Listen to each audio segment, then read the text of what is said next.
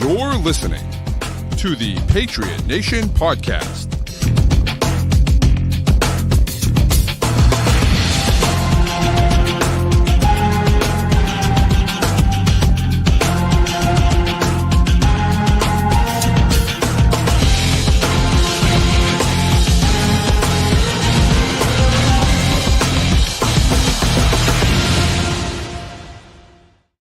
All right, welcome into another edition of the Patriot Nation podcast. As always, you got Pat Lane here with my man, Matt St. Jean. And Matt, we are about a week, a little bit less than a week, about a week into the Mike Vrabel tenure.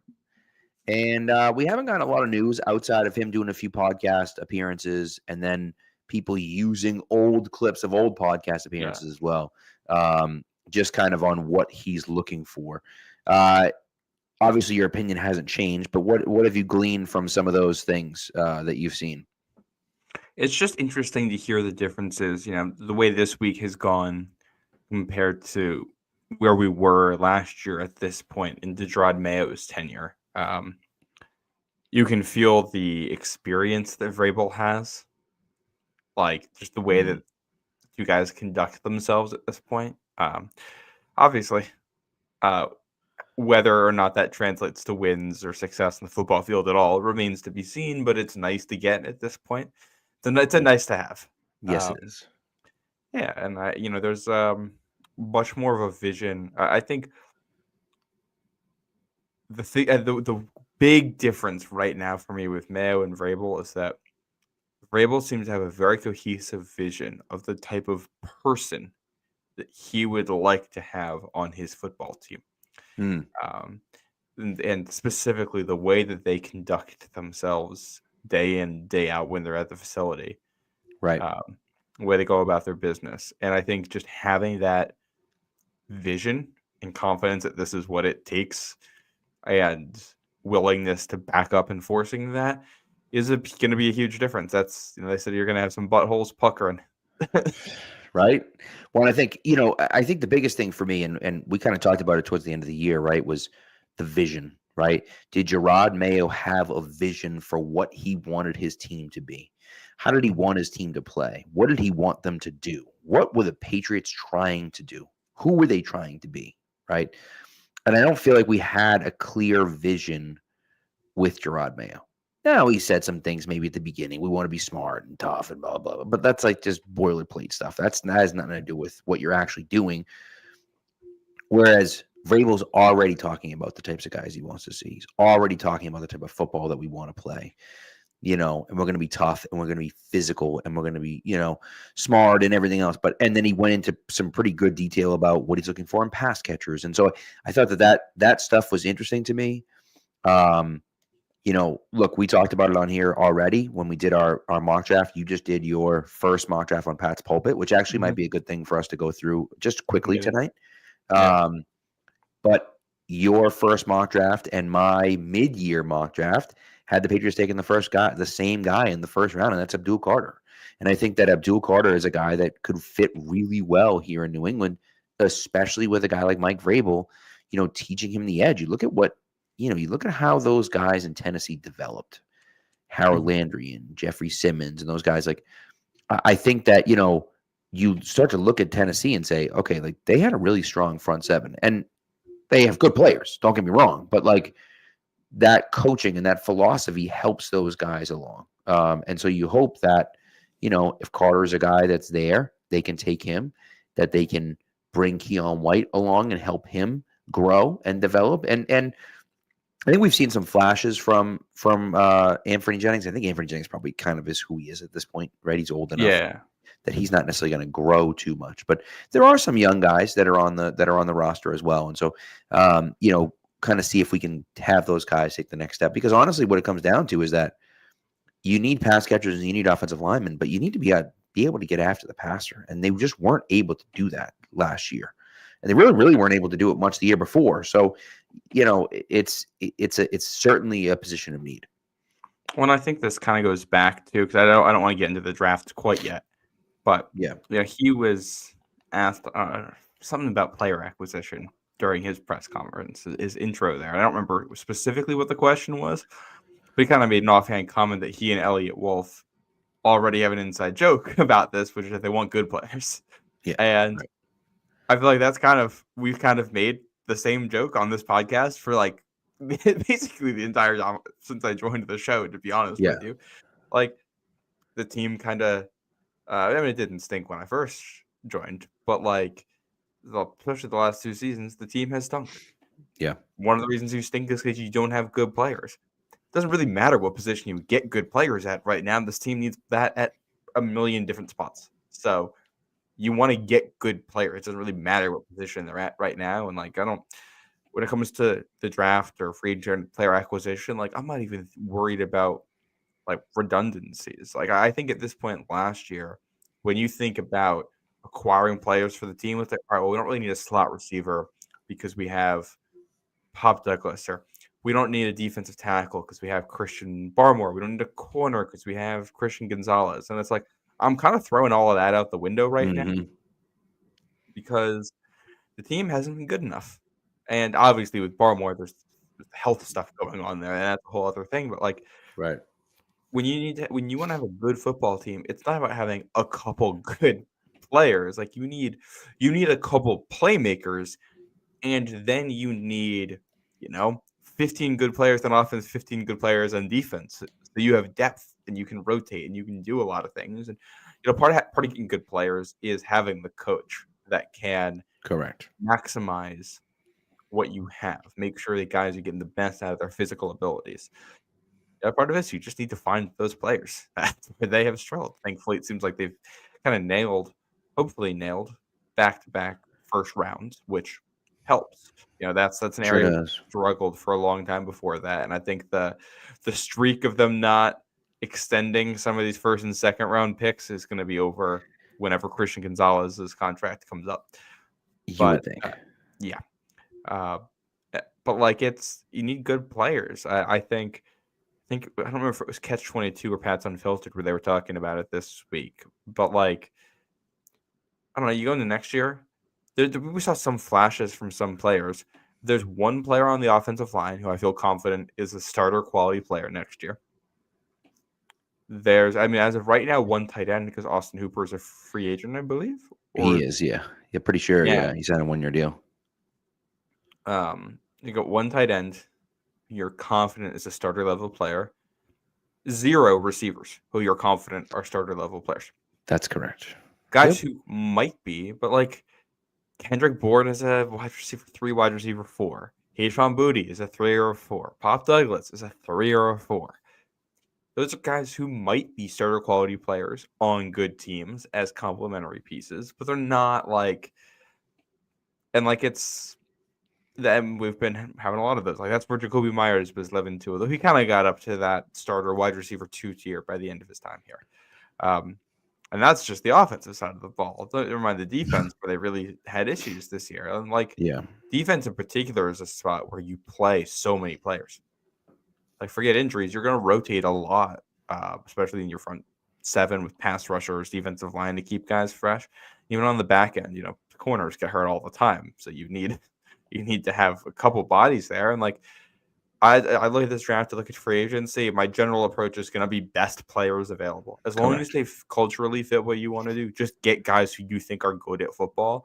And if you have too many players good at the same position, you deal with that problem when you get there. But correct. And I think you're totally right. I mean, it's just like outside of the quarterback position, you need depth everywhere, right? And so like, I'm not opposed to taking a talented guy anywhere. Right now, maybe I'm not taking a corner at number 4, unless maybe it's Travis Hunter. But maybe I'm not taking a corner at number 4 who just plays corner. Right? I'm probably not taking Will Johnson at number 4. Right? But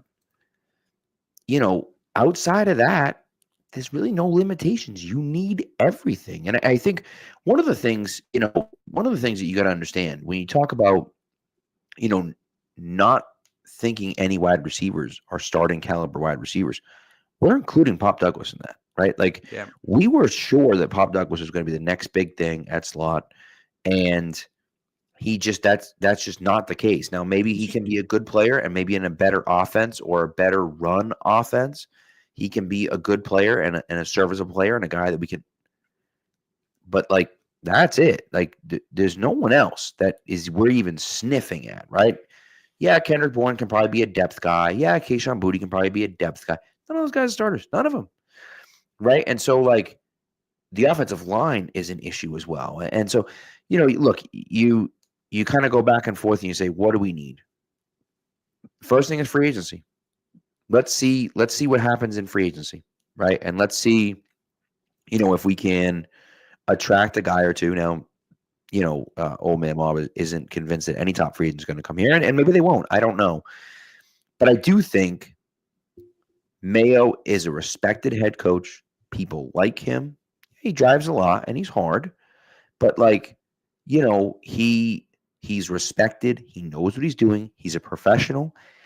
And I think the most important piece of this is that you have the superstar quarterback already. Now, Drake May is not a superstar yet, but you can see it. And as long as they don't screw it up, you're going to have a superstar quarterback here, and you want to play with those guys. These are the guys you want to play with because that's how you win. I would hesitate on the superstar part just because it's like the Josh Allen, Lamar Jackson, Patrick Mahomes tier. Yeah, those are like generational. Okay, fine. Yeah. A tier below those guys for sure. Well, in that Justin Herbert kind of, category. And May has potential to get all the way up there. I mean, I think I still keep coming back. Like when we're sitting here last year, there was a lot of anxiety about getting this coaching hire right because this is the guy who's going to groom the quarterback. And now we're 1 year into the quarterback, and it's like it's obviously it's an important thing, but May's demeanor and mental aptitude by all reports are like, okay, well, you can just kind of put him into any situation. And as long as the coaching is competent, right, he's going to be good. Like and I will say I feel good about Drake May being, top 20, top 16 quarterback in the NFL next year. So remember that, there's still going to be growing pains. I think he can be an elite quarterback. I think he can get to that superstar tier, and I think free agents will see that. I also think it's going to take some time. It takes time to get there. He's not going to have the full supporting cast next year. Like we talked about last year, that it wasn't going to be a 1 year deal trying to fix everything around him, around the quarterback position, and they got the quarterback that they want. And you haven't fixed anything else. I mean, you can make all the right moves this offseason, and you're probably still going to go into the offseason after that needing a receiver and needing offensive line, because we're talking about 4 spots on the line. We're talking about 2 or 3 spots at receiver. You're all trying to fix. You don't get that in one offseason. So when it comes to production, I think if May is a top half of the league starting quarterback next year, you got to feel good. With the situation and everything, and you hope that year 3 is where you really get that. And obviously, if guys who are true superstars tend to just break through earlier on their own, and maybe he elevates guys next year, certainly possible. Yeah, and that's where the coaching, I think, really comes into play.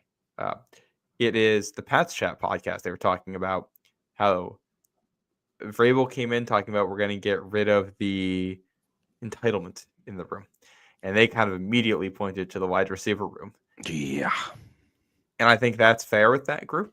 And I think that's an area where we're going to learn very quickly what happens. Because, I think the name that you keep coming back to, the 2 names you're going to come back to are Kayshon Boutte and Javon Baker. Mm-hmm. And maybe, to a degree, even Kendrick Bourne in this. He's generally been a guy who's been bought into the team. The only times he's had issues are when the coaching has been very poor. So that he seems like he's just been a reflection of that. But you got a pair of young guys who've had issues with picking up the playbook and with authority, maybe following the rules. Put it lightly. Yeah. How they take to this new coaching style will determine a lot, because those guys they're talented. They're not star wide receiver talented, but they are functional NFL receiver talented. Guy you can put on the field, have him play 40 snaps, and you're not going to feel bad about it, especially if they're depth. The talent's there. Mentally, they've been too inconsistent, not with it. If Vrabel comes in, gets them into shape, gets them on the program, gets them bought into everything, the talent, especially for Baker, can take a guy like that to, all right, he can be a legitimate wide receiver too. We have that now. Yeah. You pair that with May and they break out and like, oh wow, so that's fixed. Kind of like Nico Collins was with CJ Stroud. Yeah. There's also a world where like some of these guys get cut in camp because it's just obviously immediately not a culture fit, and we're moving on to the next thing. Right. Well, and that's Hey man, that's you're totally right. And I think that we're gonna really see quickly, where we're gonna be. We'll see what happens. But I just think that it is something that, especially at that position, I would be worried about it. If I were them, I would be worried about, my spot on the team, as it were.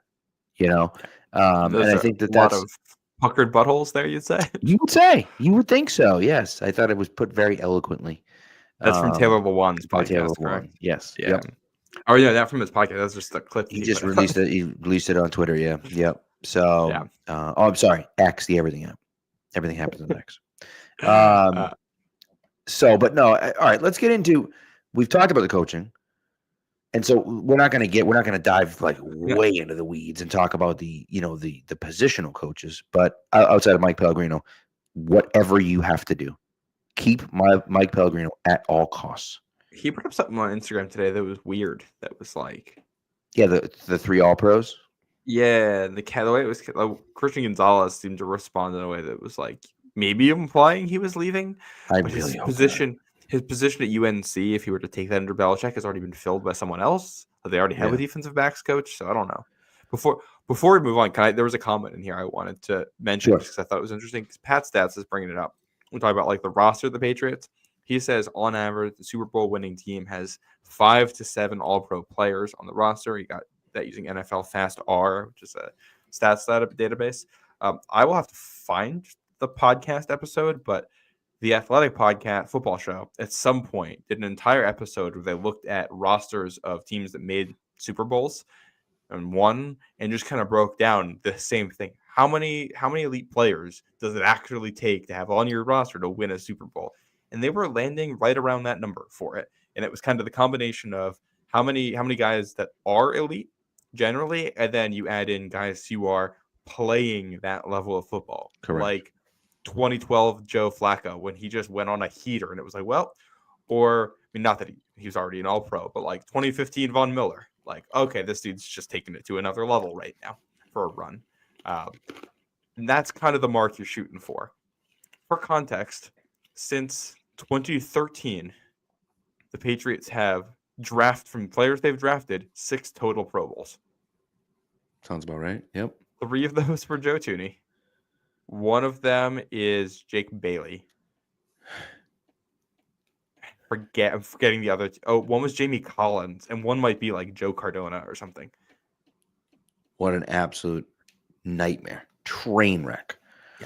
So, and it's like the draft before that was 6 with Dante Hightower or Chandler Jones. So like they've matched that in that. And that's talk about how fast you can flip a dial in the NFL. One good draft, and you get the first round pick like you should, and then you had a couple day 2 and 3 picks where you're punching above your weight class and you're hitting guys who are Pro Bowlers or All Pros, can turn around a team like that. We just said they're still going to have needs next offseason.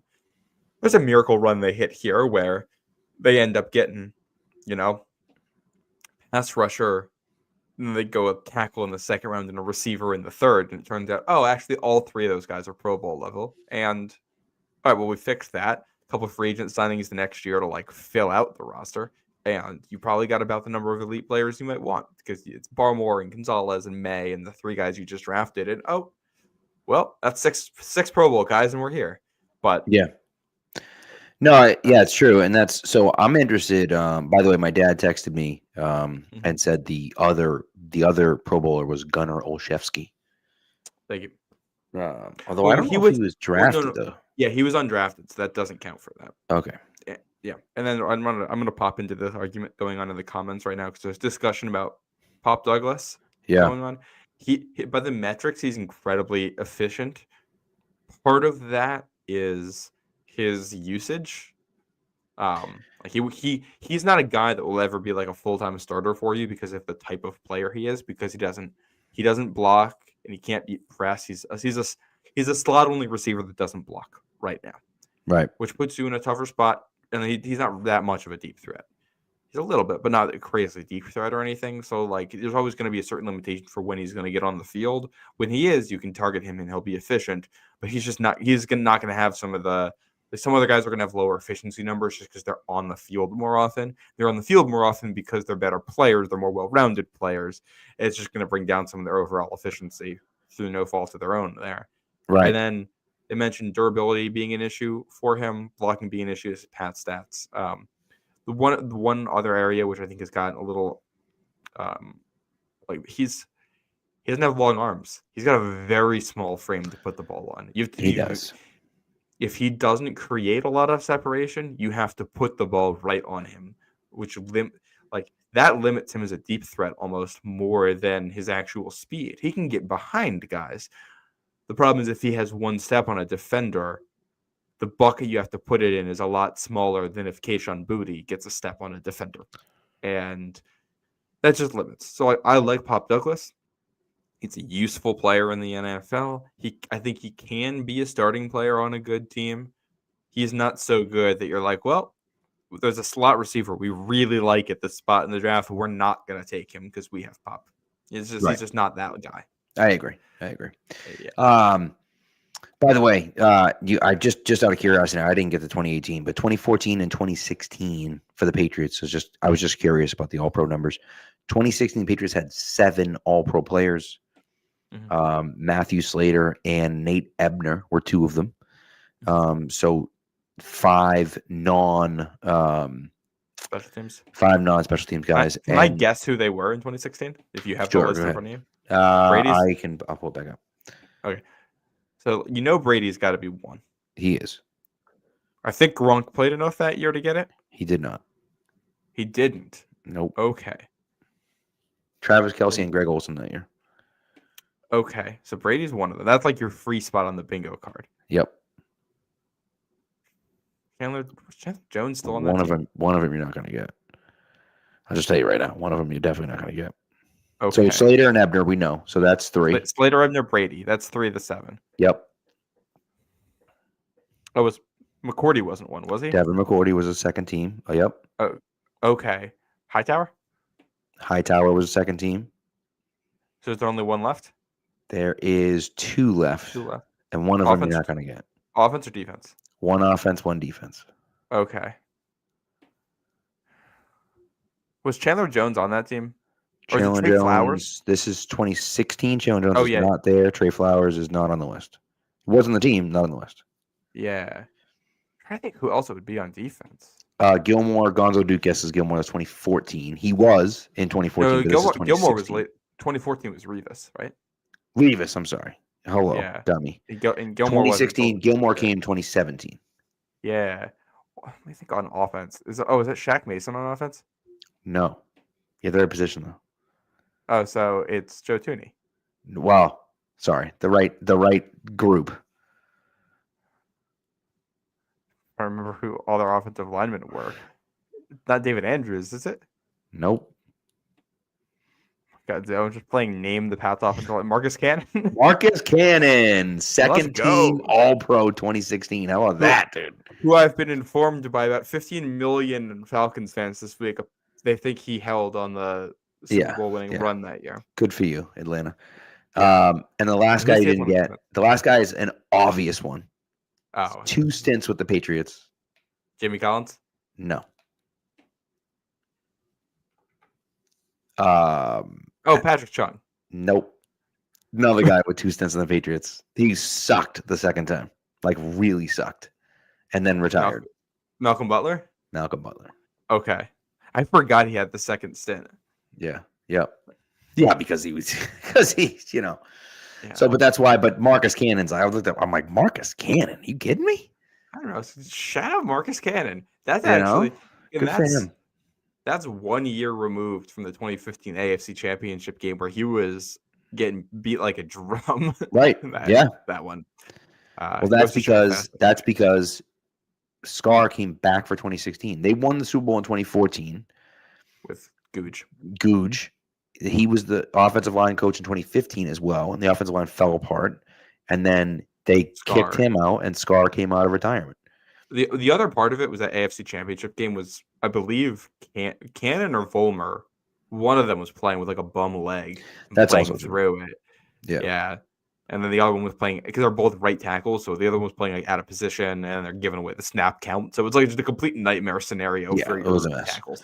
By the way, in 2014 or 2014, it was Gronk, not Brady, which is really funny. Wild. Aaron Rodgers, Tony Romo. Tony Romo. Yep. He was good that year, but damn. I know. So it was Gronk. It was Gostowski. Okay. It was Matthew Slater, of course, again, because he's the best. Darrelle Revis. Oh, Revis, yeah. And I'm pretty sure that's it. I don't think I missed anyone else. Nope, that's it. Division 4 right there.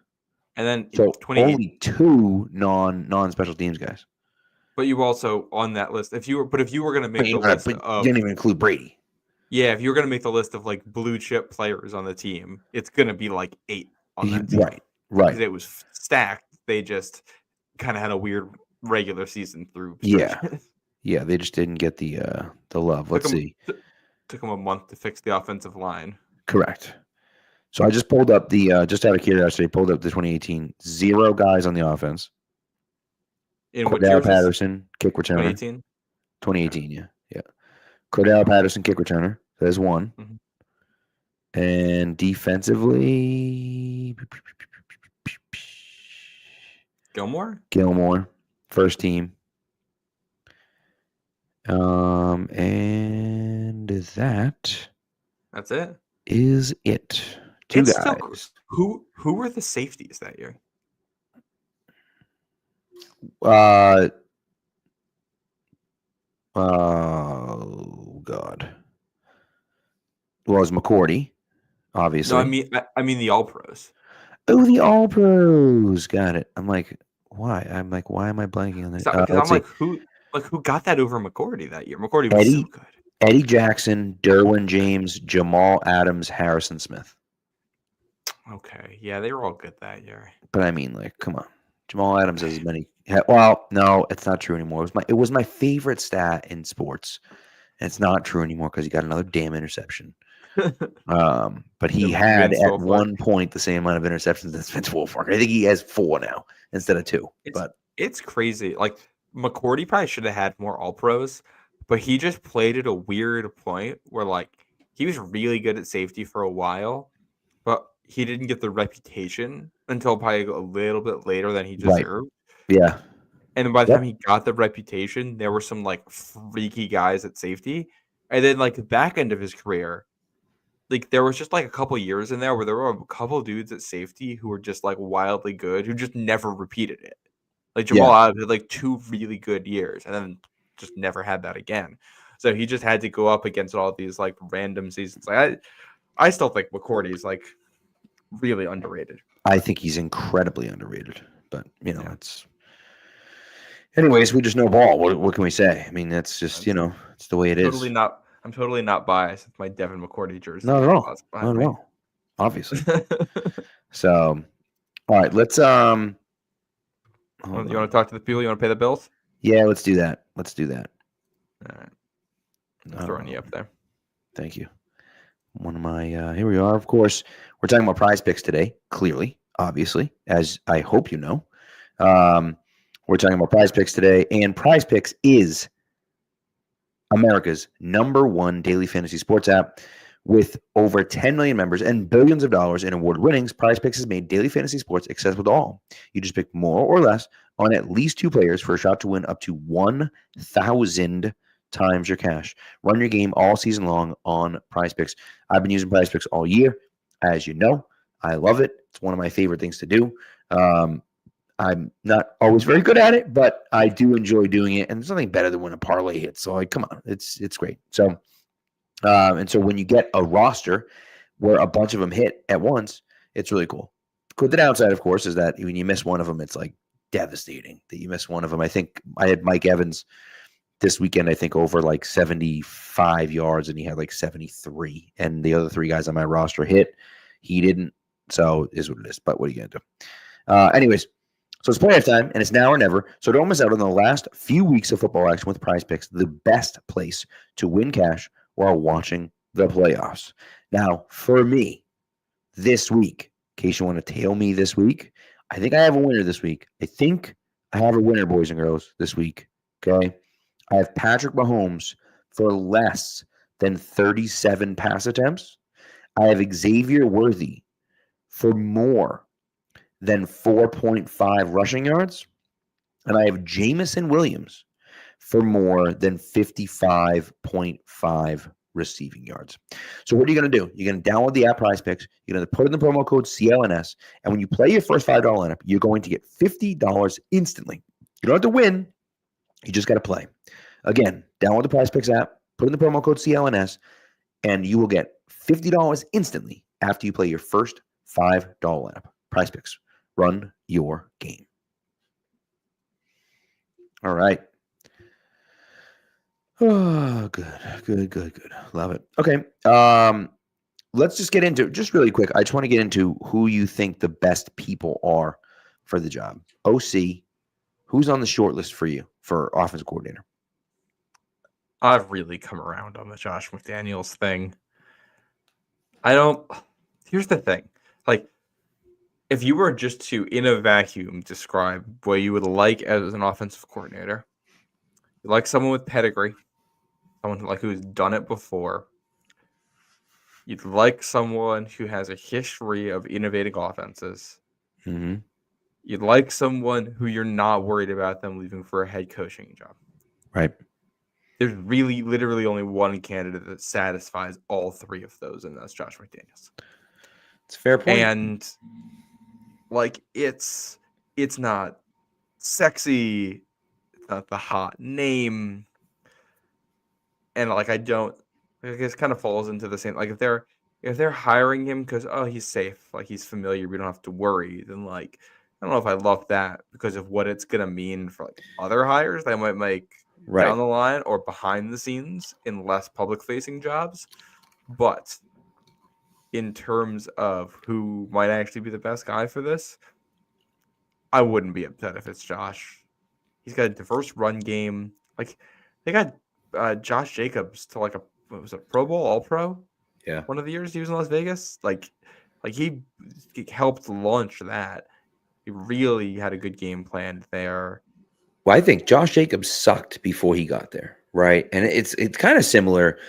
What's interesting about it is that it's kind of similar to Derrick Henry in Tennessee. I feel like Derrick Henry, the first few years he was in Tennessee, he stunk. He wasn't that good. He was fine, but he was just an average running back. Yeah, he didn't crack 1K until his third year in the league. Right. And so Derrick Henry started 4 games in his first 2 seasons. Yeah, which is insane to me. Yeah. I don't know what they were doing. I don't know who was starting over him. But to me that, so that's one of those, but again, it's the same thing with Josh Jacobs. Josh Jacobs stunk before McDaniels got there. And then all of a sudden he played well. And, we're talking about going on what? Now he's in Green Bay running well. So he's been doing it since. He was All-Pro 1 the first year McDaniels was. I would say he stunk. He did have 2,000-yard seasons under his belt already. But Josh McDaniels had just under 900 yards the year before McDaniels got there. They had 1,653 when McDaniels got there. Yeah. So he really knows how to design a running game. Think of the 2021 Pats. Their running game was good. That was a reason why Mac Jones looked as good as he did. Yeah. The 2020 Pats he had a really diverse run game that year. And it's that's one of the things about McDaniels. He's really good at his main stuff is going to be gap running concepts. So that's going to be power where you're going to pull a guard. It's going to be duo where you're going to have 2 double team blocks wherever you're running behind, things like that. And then he still likes to mix in inside zone and outside zone and things like that as your your curveball, your changeup off of it. He's really good at that and good at calling them. We'll have our issues with Josh McDaniels. Nobody's a perfect play caller. He'd get conservative at points. I do wonder, it's like Josh McDaniels has a reputation for being conservative in New England. I do wonder if that's because the last 4 years he was here, the offense just didn't have a whole lot going on and they didn't have a lot of options. Like 2018, 2019, 2020, 2021, like those offenses were not talented. So, of course, they were going to be conservative in some of these third and longs. They couldn't convert. So you're just going to check it down or run and draw a play or whatever. Like, I like that. And he's worked with a young quarterback. We've seen him go to college and adapt before. Supposedly, he's been learning from colleges now. He's bringing some modern stuff with him. I think he did some RPO stuff in Vegas. Like, as long as we're doing that and we're not running the same stuff the Pats were running in 2016, like, I'm good. If they have confidence that he's going to bring some new stuff to the table, I'm in. Yeah. By the way, Jamari commented on Josh Jacobs. Did not suck. He's right. Since 2019, he has been cracking 1,000. My real thought was in 2020, he had 1,000 yards, but he averaged under 4 yards a carry. And in 2021, he had under 1,000 yards and averaged, again, 4 yards a carry. And so, like, he struggled those 2 years. In 2022, McDaniel's first year, he went for 1,600 yards, almost 5 yards a carry, and then 12 touchdowns. So that's all. I guess they took him from a good player to, like, it's his career best, yards and yards per carry by a wide margin. I guess that's my only point. So, not that he stunk before. I probably shouldn't have said it like that, but nevertheless. So yeah. I think another thing thrown out here, I see Tommy Tremble discussion going on in the comments. Mm-hmm. Let's remember, if it's Josh McDaniels who comes in, Austin Hooper has played for both McDaniels and Mike Vrabel before. Yes. Tennessee and Vegas. So if you just wanted to keep that tight end room together like that, I bet you could do that pretty easily. Like the connections there. And it seemed to work. Yeah, the Tommy Tremble thing is interesting because I think a lot of people were questioning if you could move him to fullback instead of tight end. And I do think he's a significantly better blocker than Jaheim Bell, although I think Jaheim Bell got better at blocking as the year went on. Not great, but better at blocking. Mm-hmm.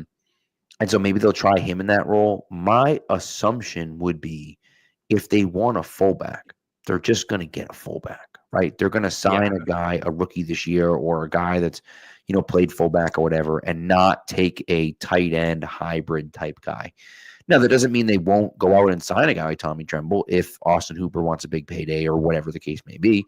Yeah. But, I think that's one of those things that I look at. So, anyways. They said, Vrabel, I think, pretty much straight up said at some point. He said, we're bringing the fullback back. He said it. Yeah, which I wonder if they just – I'm curious what happens to a guy like Jaheim Bell because he's athletic and in development, and I wouldn't really see much of him this year, but he's a guy who's not so good that you're not going to – like you'll sign someone over Bell and 100%. Not really give a second thought about it, but I would like to see him get a chance at one of these positions. I think so. I mean, the reason he gets drafted in the 7th round is because no one knew what his position was, right? Johnny Wilson. It's funny. It's interesting. They both went to FSU. Johnny Wilson was in the same exact spot, right? Where nobody knew. The guy's big enough to be a tight end, but he's not really strong enough to be a tight end. And he's a big wide receiver, but he's not super fast, and he's not like a great route runner and separator. So it's like, what does this guy do? Where can we put him? And so Philly drafts Johnny Wilson late because, like, what the hell? The size of the guy is crazy, and if he can get something out of him, great. And the Patriots did the same thing with Jaheim Bell, and I think they were smart picks. Neither of them really paid off this year, but you never know. Like, that might, he could turn into something down the road. I certainly don't want to let him go just yet. Yeah. I'm not super optimistic that he's going to do anything, but you never know. Yeah. Well, that's tight ends are always a long development curve anyway, especially a guy like him who's like figuring out positions. Like that's a guy who I never expected to really give you return on your investment until like year 3. And that might just get lost in the shuffle if you're switching styles right now. So, we'll see what happens there, but I'm curious what this would mean for the personnel. I think it'd be good for the offensive line if you're going to McDaniels. Probably bad for Cole Strange. Yeah, but But it depends on what Cole Strange we get. I'm not too worried about that. Well, if Strange is the center, then it's okay. Yeah, because then it's probably good for Leighton Robinson. Yeah. I'd be curious who the offensive line coach is going to be. Like the positional coaches, it's so hard. It's hard to even. We're not even coming near it, anywhere near that stuff. I'm not touching that.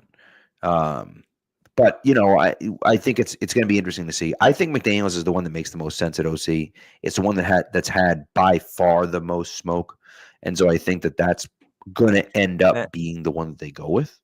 Vrabel to OC, or not Vrabel, McDaniels to OC feels like Vrabel to head coach, where they're going to look at other options, but they have a favorite already, and unless somebody else is like, oh man, we have to hire this guy, they're just going to go with McDaniels. Right. Yeah, I agree. The big question for me is DC. I'm curious about who's going to be the defensive coordinator. Right. And Jared says, that Vrabel's not the defensive coach that people think he is, and they need a good DC. And I think you need good coaches everywhere, right? But I would agree that they certainly need a good defensive coordinator. I don't know. Patrick Graham's name has been floated around. He's a guy that was in New England, went to Miami with Brian Flores, was the DC in Vegas with Josh McDaniels. So he's obviously done a lot of stuff. He's been a lot of stops. He's been with a bunch of different people, but it's all kind of under that same Patriots tree, which isn't necessarily a bad thing. But that's And I think for defense, the question is going to be what does Vrabel want the defense to be? Right. He was a defensive coordinator before, so is he looking for someone to execute his defense? Or is he looking for someone to come in and run a defense, and he's going to provide feedback on it and planning? I'm not even quite sure what they did in Tennessee with that. I think it was his defense in Tennessee. So that kind of changes the equation here, because you're not going to get a top flight candidate if that's the case. Correct. And you don't really like Patrick Graham. I love. If it were Ben Johnson coming in here, I might think Patrick Graham's the guy.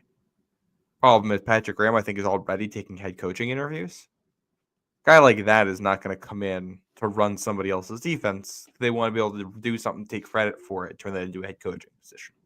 But it's I don't think this is going to happen, and this might sound crazy. There's a world where you might leave a whole bunch of the defensive staff intact. Could Covington be your defensive coordinator if he's just kind of executing and play calling off of Vrabel's schemes and what Vrabel wants to do? It's a very different role than what he was in this last season. Maybe he's grown in a year. I don't think so, because Covington isn't one of Vrabel's guys. But I think you probably see something kind of similar to that, where it's going to be somebody who was a position coach elsewhere, elevated, who's going to be calling plays, but not going to be the one who's kind of creating your themes and your overall strategy. Yeah, let's pray to God that it's not DeMarcus Covington again. I've seen quite enough, in my opinion. The whole thing with Covington is tough, because he was a very good defensive line coach. Yes, he was someone who was kind of already tapped for a DC type thing. That was the hire we were most excited about last year. Yeah, and true. That is one where I do wonder if, in a different circumstance, does this look different? Because it's clear he understands it. I think the general principles, the actual coordination of it just wasn't getting done. So if you're changing the math on this with more oversight from above him and him in a slightly different role, does it work? Right. I see names like Saleh and Ron Rivera getting thrown out in the chat right now. No chance for either. And I think that is, forget the fact that they're interviewing. Rivera just interviewed for head coaching job. Saleh, I think, is a lock to go back to San Francisco probably. But whoever comes here is probably going to run Mike Vrabel's defense. Right. Guys like that you're not hiring one of those guys to come in and run Mike Vrabel's defense for 1 year or two before they go leave and try to get a head coaching job elsewhere. That doesn't make sense for either party. Right. So the interesting thing. So the first 2 years that Vrabel was in Tennessee, Dean Pease was the defensive coordinator. Mm-hmm. Dean Pease then left, and they went 1 year without a defensive coordinator, and Shane Bowen, who was the outside linebackers coach for Tennessee, then made the shift over for the 2021 season, and then he was the DC for 21, 22, and 23. Mm-hmm. And then last year he was the defensive coordinator for the Giants. So he's a defensive coordinator, and I think that they're going to hire someone. But the question is, who are they going to hire? Yeah. I would not be opposed to keeping DeMarcus Covington on the staff in a reserve role, right? And that's one of those things. And again, you go back to what Mayo did and why we're in this situation to begin with. But getting rid of Steve Belichick sure looks like an awfully big mistake. The defense he ran at Washington wasn't very good though. Was it good? Yeah, it was good. I don't know the overall stats, but I can tell you schematically watching them play, it was like, okay, this is the Patriots defense. Like it was the same principles. Right. One name that kind of stood out to me going through, and shout out to Burned at Pat's Pulpit, who put together a list of 25 assistant coaches that could make sense for Vrabel. I think the one that stood out to me the most was Chris Harris, former player. This is not the former Chris Harris Broncos slot corner. This is a safety. Bears, Panthers, Bears again, Lions, Jags. He's been he went from playing for the Jaguars in 2012 to coaching for the Bears in 2013. Like he went right into coaching, always at the NFL level. Interesting. But he's been a defensive backs coach for a long time now, a decade basically, and Vrabel brought him into Tennessee in his last year as the defensive pass game coordinator and cornerbacks coach. So he's a coordinator, but only of part of the defense. Yeah, it's interesting. And I do think so. I believe defensive coordinator would be an upgrade in title, so you can request that interview, and they wouldn't be able to deny it. Right. So that's appealing. A guy who Vrabel liked enough to make the hire, and Tennessee liked enough to keep around. That's the kind of name I feel like you'd want to pull for this. Yeah. Listen, I'm okay with that. If it's an up and coming person that Vrabel trusts and knows can do the job well, or at least knows can do part of the job. Like even if you're only the passing game coordinator, you've done at least part of it well. And are you making adjustments during the game? Or are you kind of see those are the questions that I have. But if he has a little bit of experience with that, I think that would be ideal. Yep. All and right. then one other name, Terrell Williams, results from this list. He's just the other side of things. He's the run game coordinator and defensive line coach for the Lions. So depending on what ends up happening, he might be the guy who'd be the DC in waiting in Detroit if Aaron Glenn leaves. But surely possible. Depending on, he was the D-line coach in Tennessee under Vrabel. And if that was Covington's role, was D-line coach. So if Covington's out and you're trying to refresh your D-line stuff, this may be a way you'd want to go. I feel like that's a tougher thing to pull when he might be able to just stay at home in Detroit and get the same position. Absolutely right. He's not going to leave the Patriots. He's not going to leave the Lions to go to the Patriots for the same position. Now it's one thing if Aaron Glenn doesn't get the job, and who knows when Aaron Glenn's going to take a job, and he doesn't know if there's a light at the end of the tunnel and he can be a DC right now. Maybe he decides to make that jump, but but if he can be the DC in Detroit, why would you be the DC in New England instead? That doesn't make any sense. So, and then the flip side is if you're Chris Harris in Tennessee, that year one with these coaches didn't go great, and they already fired the GM.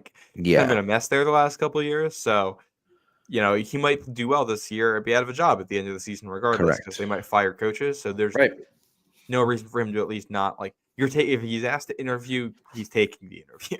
I would agree. You don't want him, but but still, you're bringing him in the building. So, and then I think the big names, Lou Anarumo is the other one. Yeah, I'm surprised. I'm surprised we haven't heard anything about him yet, but maybe they just haven't started it yet. Anarumo's in a weird spot because he's one of those guys who the film guys absolutely love. He brings all this exotic stuff, but the production has almost never been there. He's had 1 year as a top half of the league defense ever in 7 years coaching defense.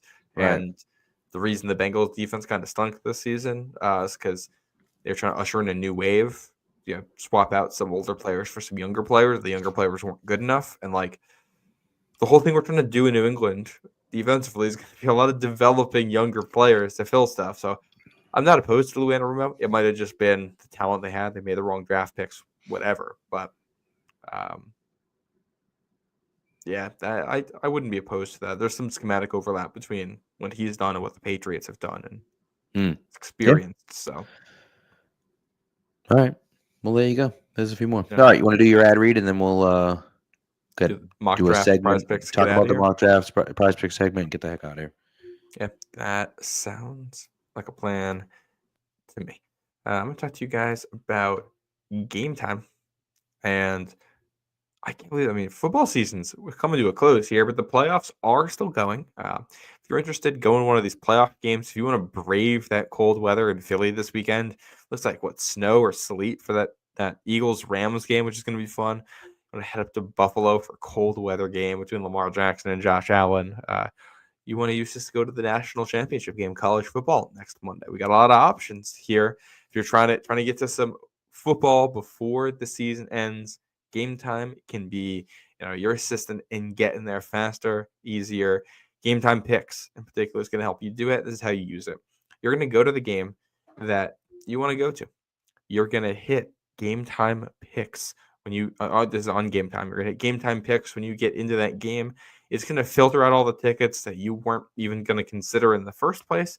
It's just going to show you the best value seats all around the stadium. Simplifies it for you so you can just pick from those. You can hit all-in pricing, and the price you see is just the price you're going to pay. You can get views from your seat.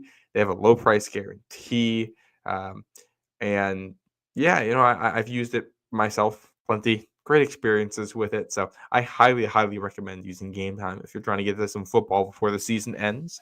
Take the guesswork out of buying tickets with Game Time. Download the Game Time app, create an account, and use code CLNS for $20 off your first purchase.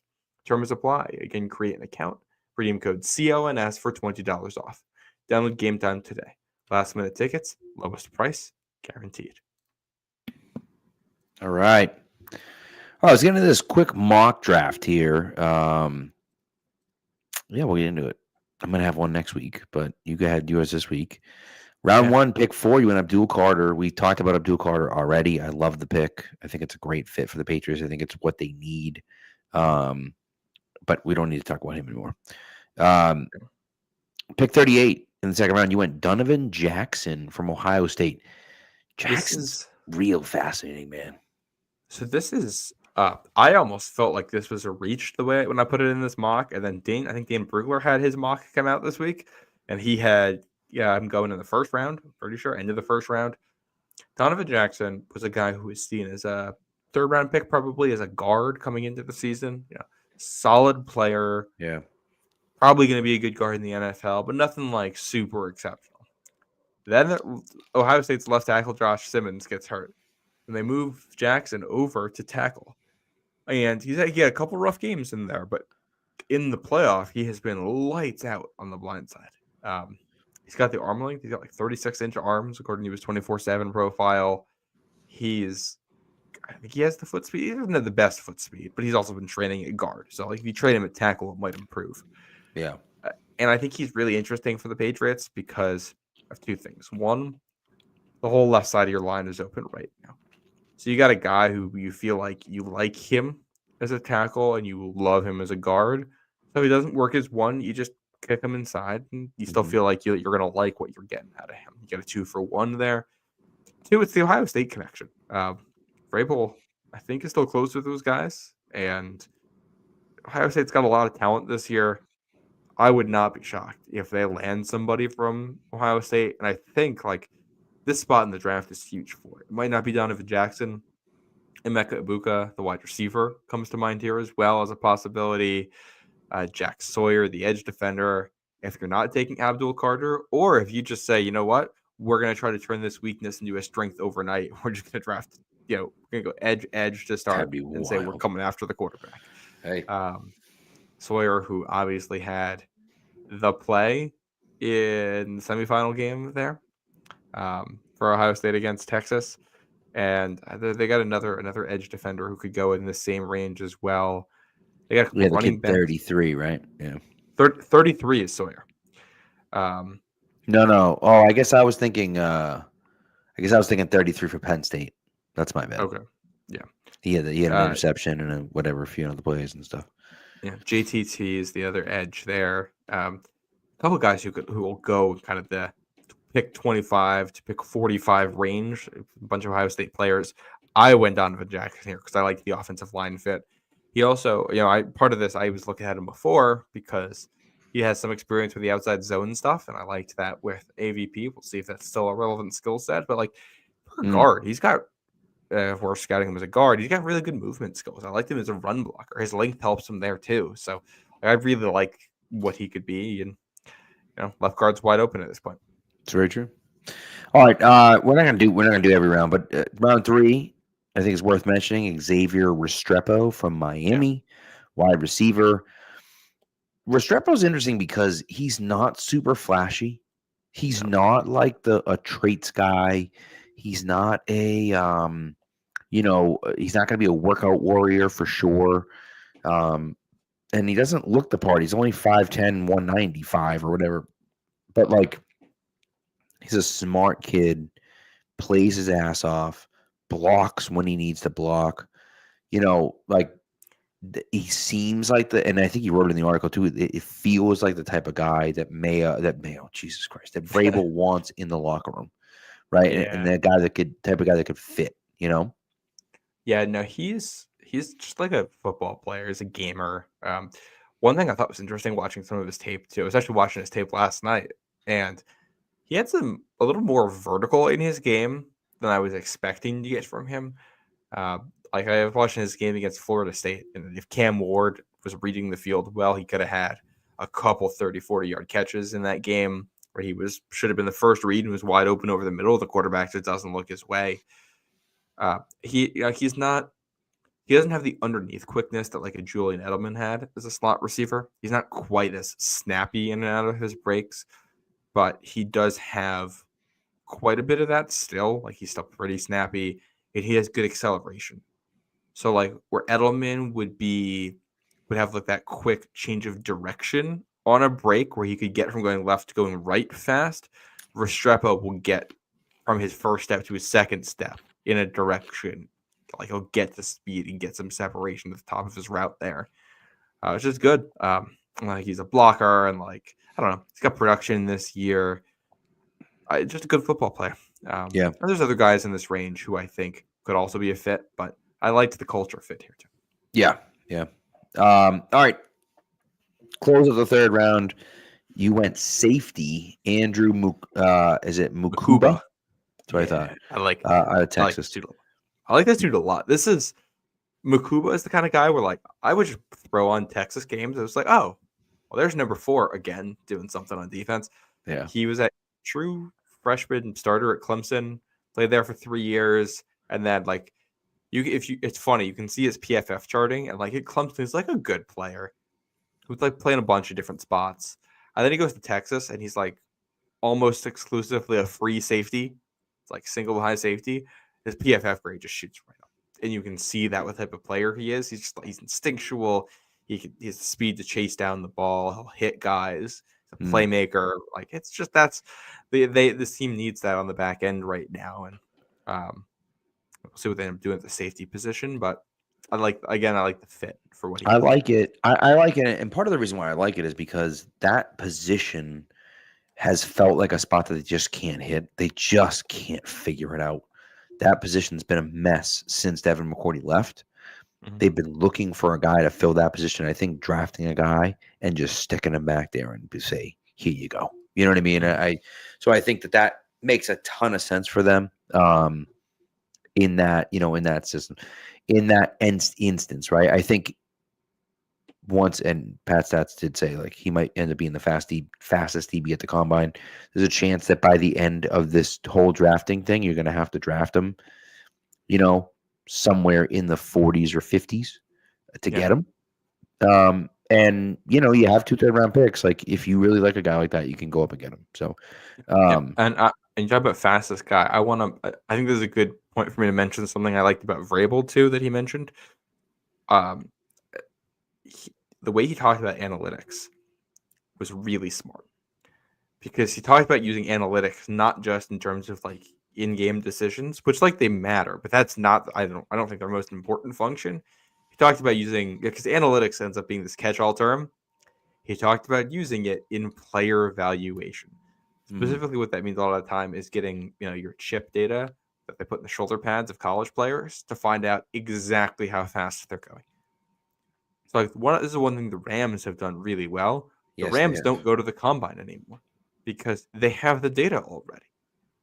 Who cares how fast the guy runs on right. that Shorts on a field? t-shirt. Yeah, when it's a straight line and it's perfect. We're gonna go watch the film and match that up with the tracked speeds that we have and see how often he's hitting certain speeds when he plays and how long it takes him to get to these speeds and all that.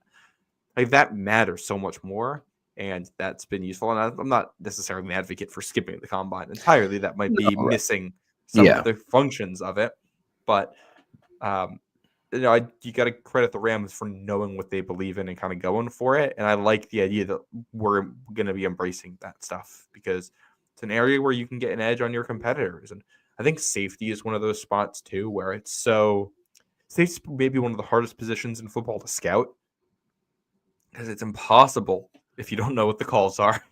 And right.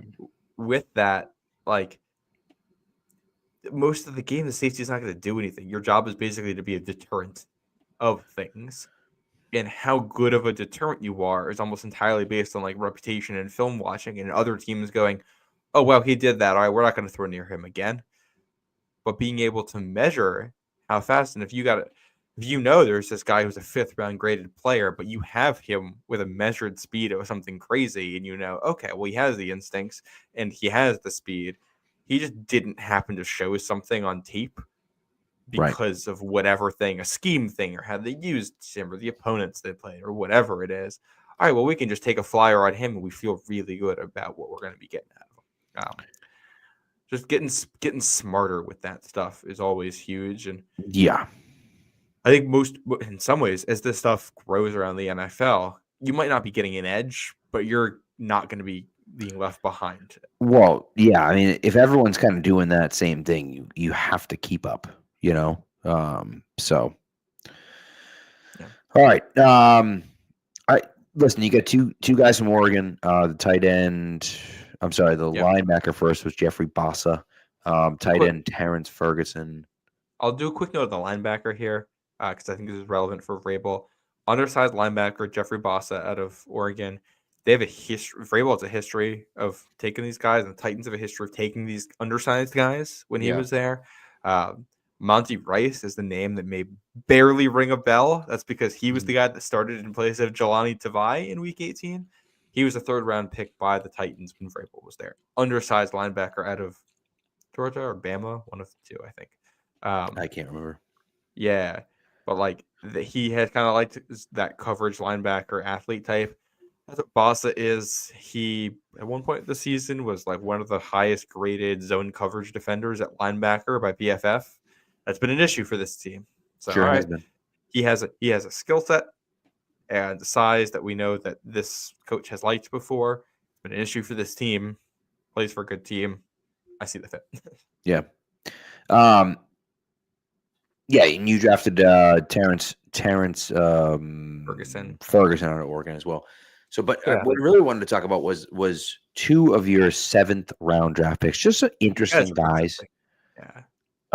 Nick Nash, fascinating dude, 6-year college player, played quarterback for 3 seasons before switching to wide receiver. He's 6'3". He's huge. What's funny is he's, I believe, also listed at 195. So he and Restrepo are 5 inches apart in height and the same weight, which tells a lot about how built Restrepo is. Yes. And so, but the size of him to be able to go up and make some plays. Now again, San Jose State. I'm sorry. So it's not like he was playing in the SEC or anything like that. But still, as a 7th round draft pick, I don't hate taking a chance at a guy like that. Why not take a flyer? It's not the same, but that's your Julian Edelman type pick. Right, Of like, hey, right. this guy converted. Maybe he's something. Well, let's try it out. Yeah, Let's what try the it heck, out. right? And the other guy that's interesting for me is Jalen Travis, Iowa State Cyclone, 6'7", 340, just an absolute monster, just a monster. And he does, like, he has some pretty good quickness, right? And he moves a little bit better than you think. There are some things that he struggles with. Obviously, you would assume that he struggles with, some of the continued movement, right, for a guy that big or whatever. But honestly, Sudden player. yeah, he's an interesting dude. That again, in the 7th round, you're looking for flyers. This is a guy. The Patriots brought him in for a workout, but he went to Howard. Aneem Dangwa was a guy that I was like super high on them. I think he went to Howard, and he was like 6'8", 350 or something crazy like that, right? And it was like, just take a shot at like. There's only so many guys like that, right? Is it the planet rule? Like, there's only so many guys that size on the planet, so you just take one and see if just figure it out. You know what I mean? And so I think that's, to me, that would be a fun thing. Look at Jordan Mailata. Jordan Mailata, the guy that didn't even play football, and Philadelphia got him, coached him up, and now he's an All-Pro. And so, if not saying that any of the guy that you draft in the 7th round or pick up as an undrafted free agent is going to be that, but you can't find a guy that's going to develop into an All-Pro unless you go looking for those guys. And so, you take flyers on him because it's the 7th round. What the hell? Like, would I rather take a flyer on a guy that could develop into a starting tackle or at least a rotational tackle? Or do I want to take another guy that's going to be a core special teams player and only do special teams? Yeah. We got enough of those guys. They're pretty set at that. And like, I thought you were actually going to mention the other 7th round pick I made, because there's the 3 of them. That's Cam Jackson, defensive tackle out of Florida. Same principle. He's 6'6", 340. And he's also, by PFF, been rated like a really good run defender for 3 seasons in a row. All right. He's big. He can stop the run. I don't know if he's anything more than a role player in the NFL, but there's a pretty clearly defined path for how he can help a team. Correct. You put him out there in running situations. You put him out there for 10 to 15 snaps a game. You ask him to stop the run. Like, they haven't had guys who can do that. So he might be an immediate upgrade for you if the skill set translates. Yeah. No, that's a good one too. That is a good one too. I probably should have mentioned him, but so we, after saying that we weren't going to touch on every pick, we did touch on every pick. We did, in fact, yes. We, as everyone knew, we were going to. Yes. That was minus money that we were going to talk about every pick, even though we said we weren't going to talk about every pick. That's true. What are you going to do? So this is a good question here. Do you think players not participating in off-season program is hurting this generation of Patriot players? I think a lot of guys are participating still, but I don't know if they're doing it quite as often as some of the other older guys were doing it. But certainly when you're not in the building, when you're not putting that work in, and guys are putting work in, don't get me wrong, like, there are guys out there putting in work. But, when you're not here in the building, putting in work, growing with your teammates, I do think that has an impact, especially when you're a young football team. It's one thing if you're Tom Brady and you're not coming to off-season workouts. That's one thing. But, when you're a young kid, you should probably be in the building. And it would be good if you have a young team for your young team to all be in the building working together, And this is something I thought this related to something Mike Vrabel had been said about him in that Paul Kaharski interview that we talked about last week. Is that Vrabel kind of had a reputation for cutting guys with the repeated soft tissue injuries because they weren't taking care of their bodies in the off season. And like, this relates to that. We've had injury issues in New England, and I think Vrabel is he's going to take that off-season stuff seriously. If you aren't taking care of your body the 8 months a year you aren't playing football, and you're putting yourself in a worse position for the 4 months that you are playing because of that, you're not properly stretching, training, giving yourself the consistency you need to prevent injuries later on, then all right, that's going to be an issue.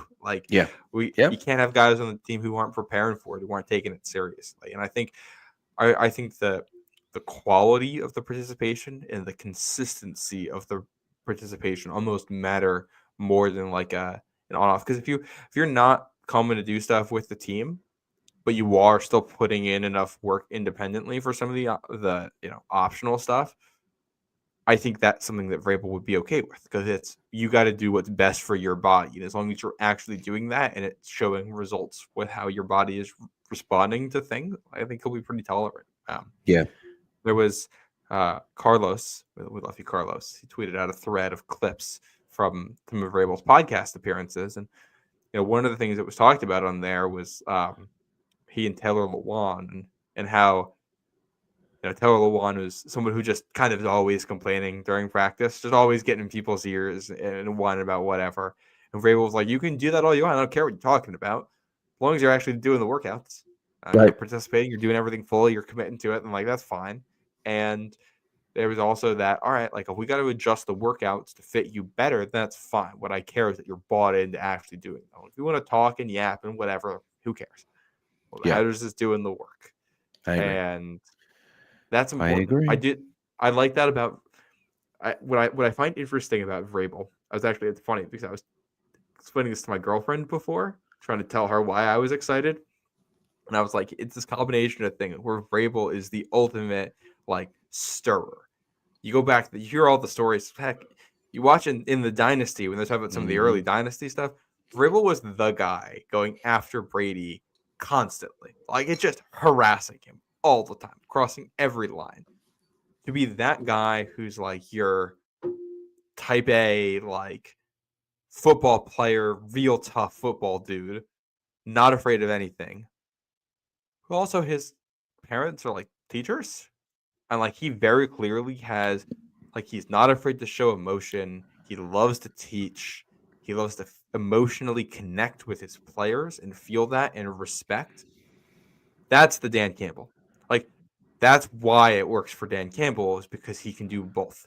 He can back it up. It's the loud praise and the loud criticism. And you do them both at max volume so that there's accountability and players know that they're being rewarded when they do the right thing. Right. Yep. I agree. Also, a little sneak preview of my mock draft coming out next week. Excited to see who you're about to highlight. Oh, I mean, how could you not? How could you not? I knew you were going to do that. I should have known. Steve Trapello, like, for those of you that don't know, Ozzy's dad, Steve Trapello, died at 39, by the way, of cancer. Ozzy Trapello is an offensive lineman from BC. His father played at BC. His father is the guy that caught the Miami Miracle pass from Doug Flutie. So pretty cool. I believe he played for the Patriots and then ripped his knee up, I think. I might be wrong with that, but I'm fairly certain that that's the case. I don't think he ever made it out of training camp, but I think he came to camp and ripped his knee up and then never played. And then he died young. I know he died young.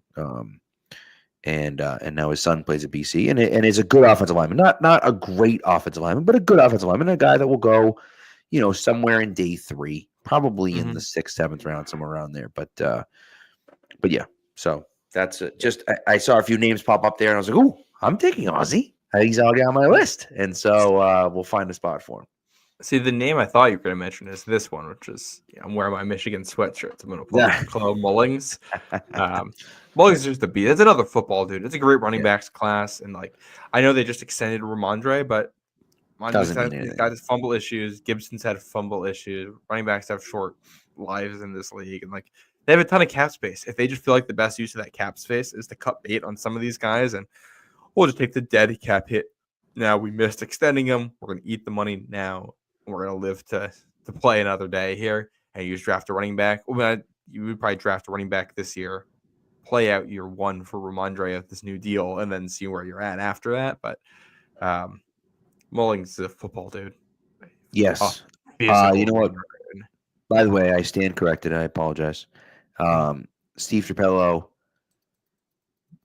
did not. That was completely 100% incorrect. He played guard for BC. He's the guy that caught Doug Flutie after Doug Flutie completed the pass. He completed the pass to oh my God, who did he complete the pass to? The Miami Miracle. No, that's not it. I forget. I honestly I can't remember. Gerard Phelan. That's it.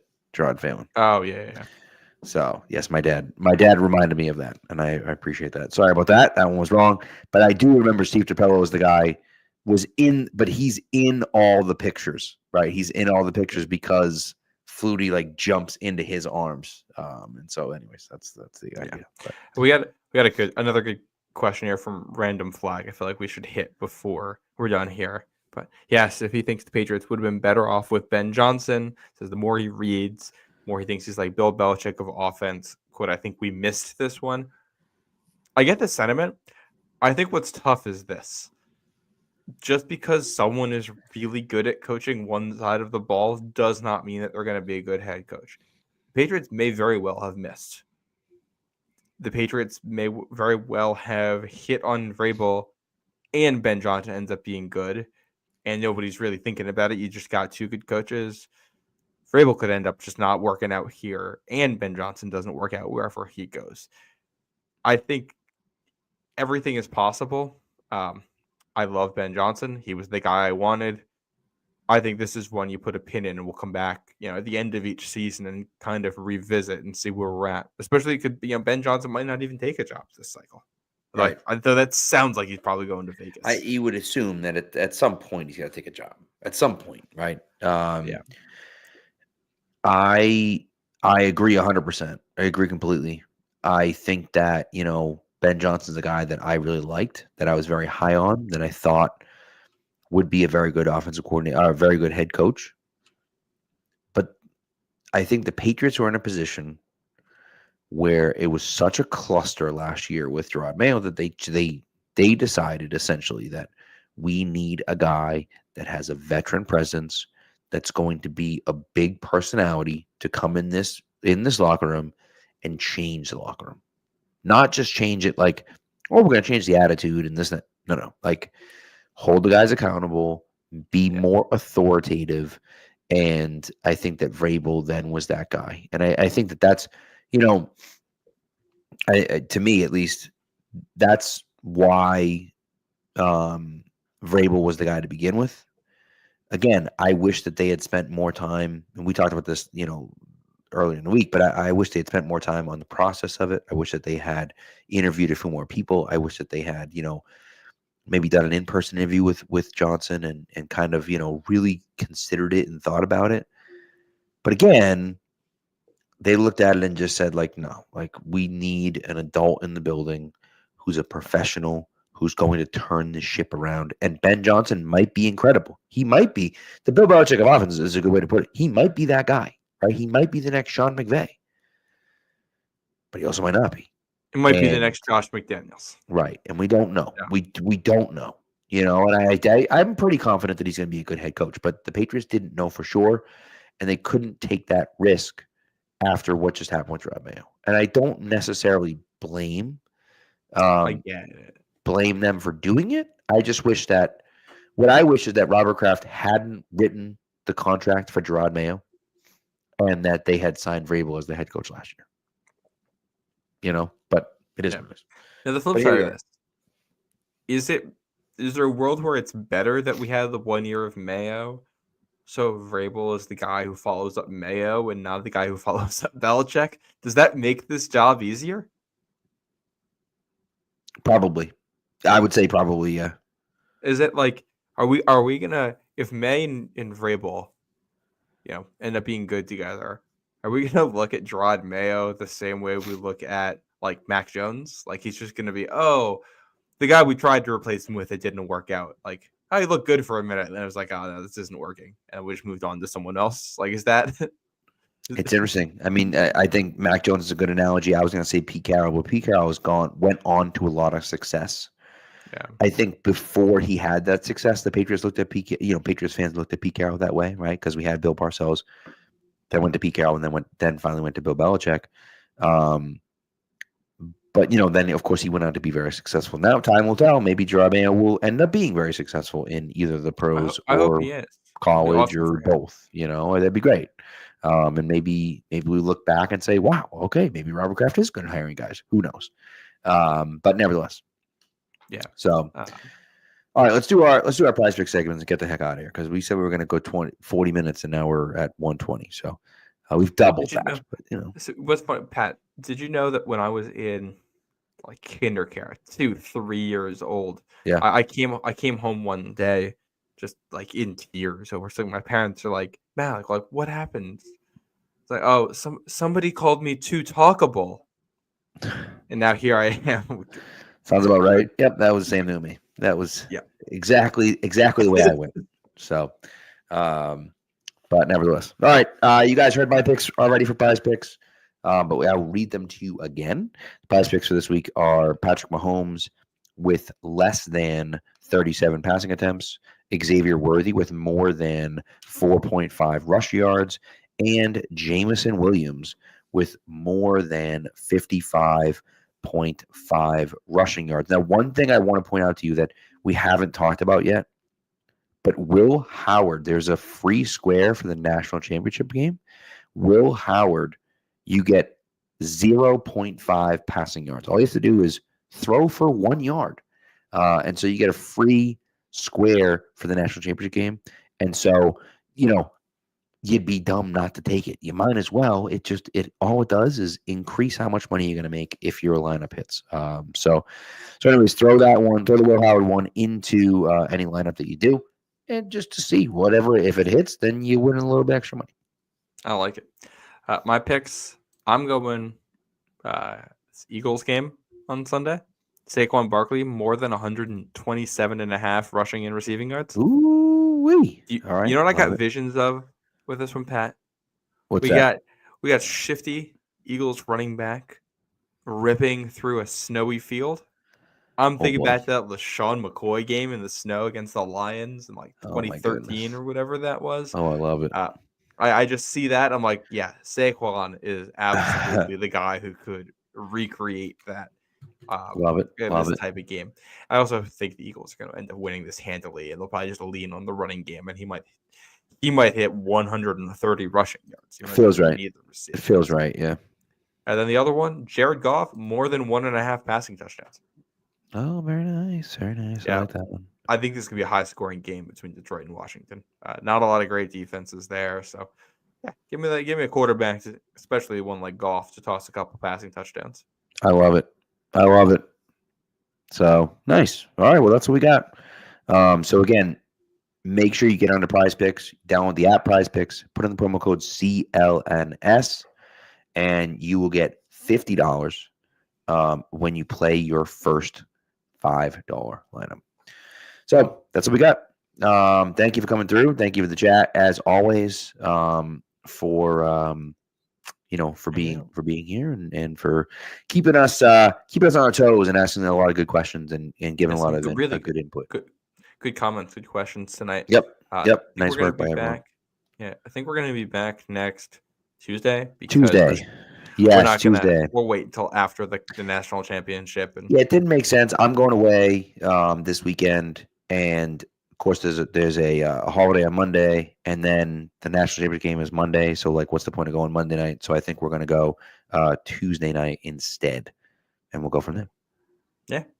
So, all right, love to hear it. Love to see it. Thank you, everyone. Be good to each other, and go Pats. Enjoy the long weekend.